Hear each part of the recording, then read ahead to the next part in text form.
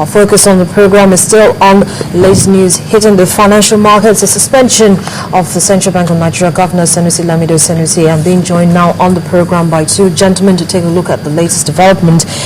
Okechukwu Onogbo, he is the past president of Chartered Institute of Bankers of Nigeria, and Henry Boyo, an economic analyst. Both gentlemen join me this morning on the program. Good morning, and thank you so much for coming in. Well, first of all, let me just get your thoughts. When you first heard about the suspension of the CBN governor, Sanusi Lamido, what did you think? I was not surprised, because my only concern was the impact on the financial markets immediately, both locally and internationally. Locally, if you watch what happened yesterday, the money market was, nothing was happening. The foreign exchange market, the naira was battered. The capital market, all the financial stocks, particularly banks, were down, and that was a very disastrous thing. But that is normal, because even anywhere in the world, once you remove the head of any institution, the market will react to it. That's what happened. But from today, I think things will start getting normal. Okay, Mr. Boyo, were you also surprised when you heard, or were you not surprised? I was not surprised that the CBN governor was suspended.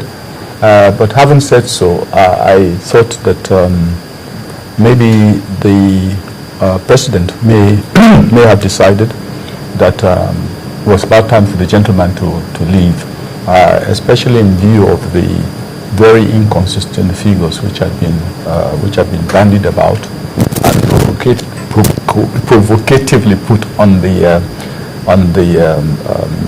public consciousness by Mr. Sanusi, when other more reasonable ways could have been adopted for sorting out the inconsistencies in the figures being bandied around. So really, I wasn't surprised.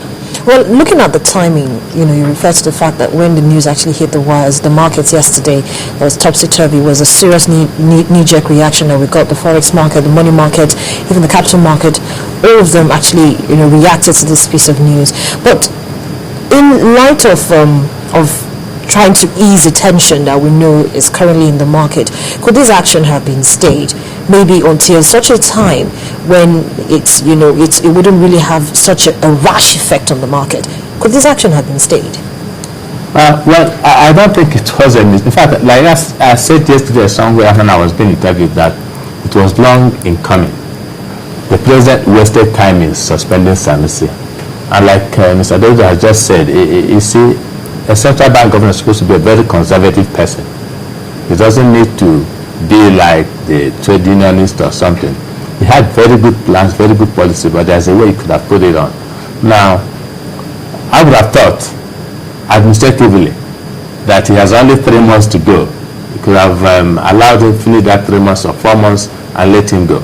But even when he's going at the expiration of his time, the moment he leaves, the markets will still react to his exit, whether or not he exited peacefully or in a rush. Even look at when the last U.S. Federal Reserve Governor was Bernanke. When he left and the lady came in, there was still reaction in the market, watching what her problems or what she's going to say. Yeah, so the reactions were almost infinitesimal. You almost didn't notice it, because everybody knew that she was coming in to still continue the policies that Bernanke had actually started. She wasn't going to come and do anything totally different from what he already had done. Not necessarily, because even if the best comes tomorrow, people will have to watch him first. If I'm a market trader, I will see what she wants to do. She could change all that has happened before, based on the provisions of the law. But the way we are taking at it, we are now looking at Sanusi as a very strong individual without considering the institution from where he's coming from. This is where I'm concerned, because if the institution is strong, we don't need to worry about his exit. But if the institution is weak and he's a strong character and he exists, then we are going to have a problem. But we hope the institution is strong, manned by a strong person. But it should not all be about Sanusi. It should be about the Central Bank of Nigeria as an institution, and the economy. But that's what he said. He says the reason why he's challenging this removal or his suspension, so to speak, is so that the next CBN governor who's coming in doesn't feel any fear or feel hampered in the need to take decisions as regards the economy. Because if, for instance, now the new central bank governor comes in and something comes up that needs for him or her to take a stance, or for him in this case, to take a stance and make a decision, he might be afraid that if he takes his decision, he might also be suspended and meet the same fate that Mr. Sanusi has just Let me correct something here. There's this thing called autonomy. Autonomy in terms of instrument autonomy, in terms of administrative autonomy, and legal autonomy. These three things make up the central bank. And therefore, what independence means is that while he's taking anything, the executive cannot just change it. And I'll give you an example. Assuming I'm working in central bank, because I've done something in there and he wants to remove me, it means the president cannot stop him from removing me. That's administrative autonomy. If it's instrument autonomy, he wants to increase the interest rate. Why they keep meeting on monetary policy committee meeting. If it's instrument autonomy and they want to increase the interest rate in order to stem inflation or to do something, remove a lot of money in the system in order to bring down inflation, the president will not interfere. But being independent does not mean that the man, independence is of the institution and not of the man. And I think these are legal issues we should be looking at. Okay, Mr. Boyo, want to add something to that? Yes, the autonomy of the central bank, which has been debated on several occasions, and eventually induced the need by the by the National Assembly to create an amendment act, which they haven't enacted, but I think they've done the second reading or something like that. Unfortunately, the amendments which were considered by the House of Representatives and the Senate were certainly not comprehensive enough. It is one thing to say, I have autonomy. Indeed, the federal government, the executive, I don't recall has ever tried to tamper with any decision made by the central bank. But in the recent past, the inconsistencies and flip-flops that have occurred in the rendition of accounts should give anyone worry. So I don't think the issue of autonomy was quite critical in the dismissal or the suspension of the central bank governor, because the government has not really tried to interfere in any manner with the central bank policies as far as I know.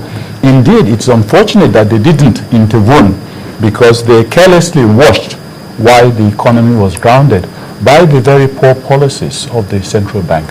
For example, if your own central bank governor comes out in front of to the public and says, look, I have been foolish all along.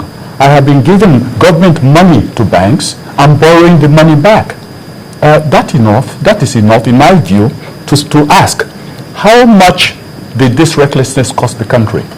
How much did Nigeria have to pay the banks, particularly for the foolishness of giving government money to banks and borrowing it back? That, to me, is a very serious infraction, because we're talking of humongous sums of money, billions and billions of naira, which were wasted in paying bank loans and also depriving the real sector of access to cheap funds and long-term funds for development and investment. So you will find that the issue of autonomy has to be, in reality, circumscribed. The issue of autonomy should not contradict the requirement of the prime mandate of the central bank, which is price stability. And what does price stability mean? Price stability means having inflation rate at minimal rates that would make living comfortable for the average man. It also means having short and long-term funds available at reasonable rates, certainly not 20-something%. When a central bank says, I'm totally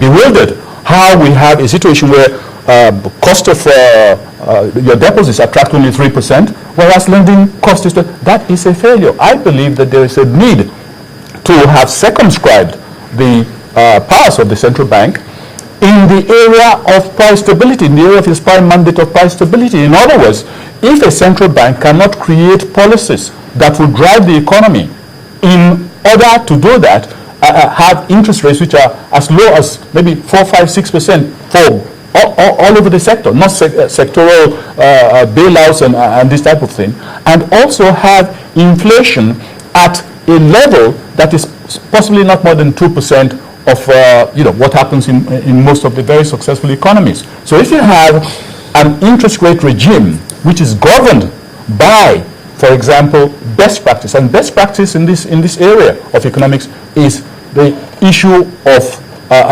the kind of Bank of England, they offer what they call the London Interbank Offer Rate. Okay, that most interest rates all over the world are predicated on that. And if you are the nearer you are to the London Interbank of the LIBOR rate, you will find that your economy will be much stronger. But when you don't have that kind of control, you have a situation where inflation is at 8% and you think it's a good thing. Cost of funds is at 23-24% and you think it's a good thing. Those are failures which are enough to necessitate the removal of the central bank in the first place.